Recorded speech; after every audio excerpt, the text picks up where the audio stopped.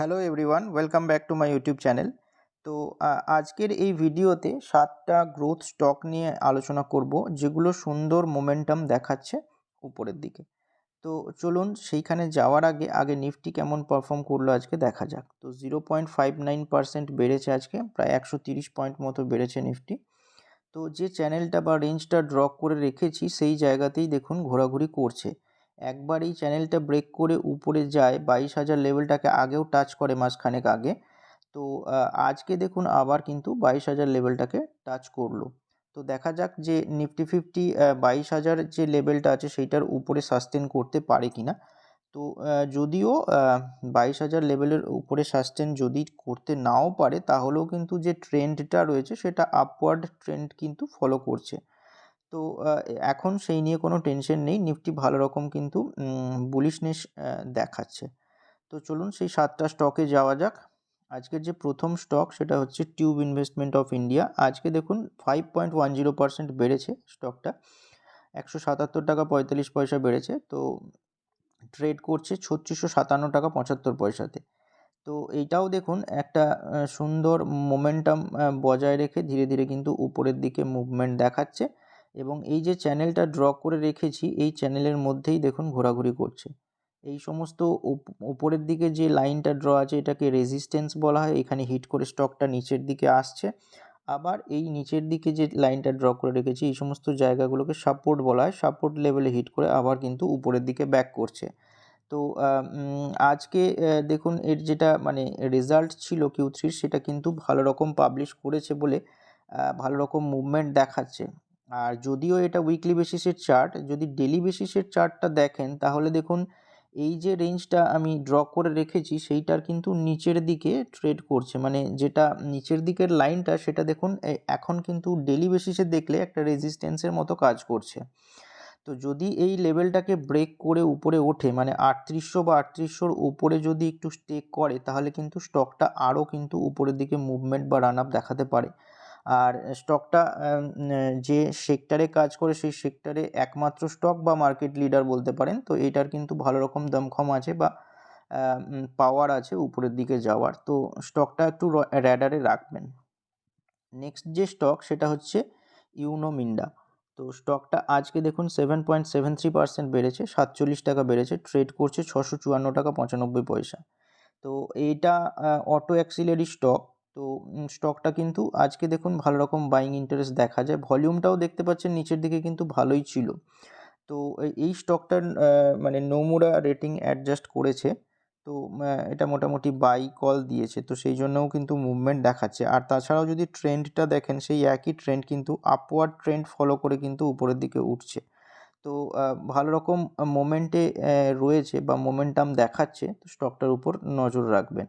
Next যে stock সেটা হচ্ছে ভেনাস পাইপস অ্যান্ড টিউবস। তো Venus pipes and tubes recently কিন্তু গত দুদিন ধরে ভালো রকম পারফরমেন্স দেখাচ্ছে। আজকে দেখুন 8.06% বেড়েছে, 125 টাকা 60 পয়সা বেড়েছে, ট্রেড করছে 1683 টাকা 75 পয়সাতে। তো স্টকটা Q3-র আর্নিংস দিয়েছে, তো দারুণ রেজাল্ট করেছে, সেই কারণে দেখবেন যে স্টকটা ভালো রকম কিন্তু রান অফ দেখাচ্ছে। তো এইটাও স্টিল পাইপস বা টিউবসের স্টক, এবং আর্নিংস ভালো শো করছে। তো এইখানে দেখতে পাচ্ছেন যে অনেক দিন কনসলিডেট করে আগে, তারপর দেখুন কি সুন্দর রান আপ দিয়ে উপরে আসে, তারপর আবার ধীরে ধীরে এই চ্যানেলের মধ্যেই ঘোরাঘুরি করছে। যদি এই চ্যানেলের ব্রেকআউট দিতে পারে তাহলে কিন্তু এই স্টকটাও কিন্তু ফ্রেশ তেজি লক্ষ্য করা যেতে পারে। যদিও সমস্ত স্টকগুলো অল টাইম হাইয়ের কাছে ট্রেড করছে, তো আপনারা নেবার কথা ভাবলে মোটামুটি এই যে রেজিস্ট্যান্সগুলো আছে সেখানে যদি হিট করে নিচের দিকে নামে সাপোর্ট লেভেলগুলোতে একটু একটু করে অ্যাকুমুলেট করবার কথা ভাবলেও ভাবতে পারেন। অবশ্যই স্টকগুলো নিয়ে রিসার্চ করে নেবেন, আপনারা নিজের কল নিজেই নেবেন। তবেও কিন্তু এই স্টকগুলো ভালো রকম স্ট্রংনেসকে শো করছে, চার্টে যেটা দেখা যাচ্ছে সেখান থেকে বোঝা যাচ্ছে বলে ডিসকাস করা হচ্ছে। নেক্সট যে স্টক সেটা হচ্ছে ওয়ান্ডারলা হলিডেজ। তো এটা দেখুন স্টকটা 8.87% বেড়েছে, 78 টাকা 95 পয়সা বেড়েছে, আজকে ট্রেড করছে 968 টাকা 75 পয়সাতে।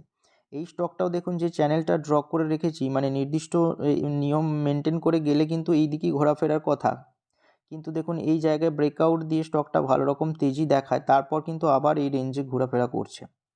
তো এইটা মানে ওয়ার্ল্ড কাপ চলছিল সেই সময় কিন্তু ভালো রকম মুভমেন্ট দেখায়, যেহেতু হোটেলস রিলেটেড স্টক। তো সেই কারণে তখন ভালো রকম তেজি দেখায়, কিন্তু তারপর দেখুন আবার এই চ্যানেলটার মধ্যেই আসে। তো চ্যানেলটার উপরের দিকে মানে রেজিস্ট্যান্সের দিকেই রয়েছে। তো এই রেজিস্ট্যান্সটা যদি ব্রেক করে উপরে ওঠে তাহলে কিন্তু আরও তেজি লক্ষ্য করা যাবে, না হলে হয়তো এইখানে হিট করে কিন্তু আবার নিচের দিকে বা সাপোর্টের দিকে আসতে পারে। তো স্টকটা নজরে রাখবেন। নেক্সট যে স্টক সেটা হচ্ছে কেপিআই গ্রিন এনার্জি লিমিটেড। তো দেখুন স্টকটা আজকে 5% বেড়েছে, 70 টাকা 25 পয়সা বেড়েছে, ট্রেড করছে 1475 টাকা 60 পয়সা। রিসেন্টলি এই স্টকটার বোনাস অ্যানাউন্সমেন্ট হয়, তো বোনাস দেওয়া হয়, সেই জন্য প্রাইসটা একটু কম মনে হতে পারে, কিন্তু এটা বোনাস দেওয়ার পরের প্রাইস।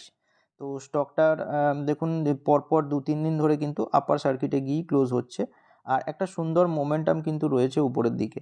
তো স্টকটা কিন্তু যে অর্ডার বুক সেটাও খুব ভালো, এবং এর যেটা Q3 রেজাল্ট সেটাও কিন্তু দারুণ এসেছে। তো আগে Q3 রেজাল্টটা দেখে নিই। তো এখানে দেখুন ওটাই বলেছে যে যেটা কেপিআই গ্রিন এনার্জির consolidated net profit jumps in fiscal Q3, shares claim 5%, তো 5% বেড়েছে। সেইটাই এখানে বলেছে যে Q3 রেজাল্ট ভালো করার জন্য কিন্তু শেয়ারটা ভালো রকম মুভমেন্ট দেখা দিচ্ছে উপরের দিকে।